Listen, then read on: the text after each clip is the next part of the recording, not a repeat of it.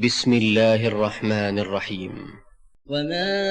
أرسلنا قبلك إلا رجالا نوحي إليهم فاسألوا أهل الذكر إن كنتم لا تعلمون. السلام علیکم ورحمۃ اللہ وبرکاتہ۔ محترم ناظرین، آپ کے مسائل اور ان کا حل کتاب میں آج ہمارے سامنے جو اگلا سوال ہے وہ حالت حیض میں حج اور طواف کے متعلق کیا گیا ہے، اور سوال یہ ہے کہ عورت حیض کی حالت میں طواف یا حج اور عمرہ کر سکتی ہے یا نہیں، قرآن و حدیث کی روشنی میں وضاحت کریں۔ تو اس کے جواب میں فضیلت الشیخ مبشر احمد ربانی حافظہ اللہ وہ لکھتے ہیں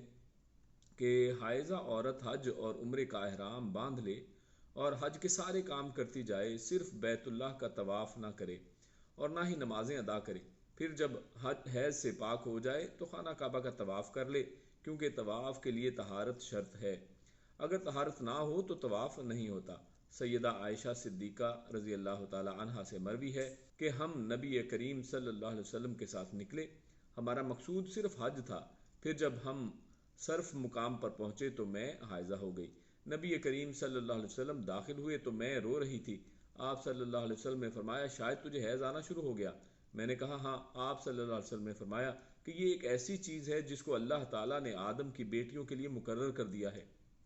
جو کچھ حاجی کرتے ہیں تو بھی کرتی جا، سوائے اس کے کہ آپ کے پاک ہونے تک بیت اللہ کا طواف نہ کرنا۔ تو اس حدیث سے معلوم ہوتا ہے کہ حالت حیض میں عورت بیت اللہ کے طواف کے علاوہ باقی حاجیوں والے تمام کام کر سکتی ہے،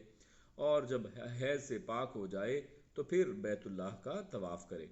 تو اسی پر اس سوال کا جواب آپ کے سامنے پیش کر دیا گیا۔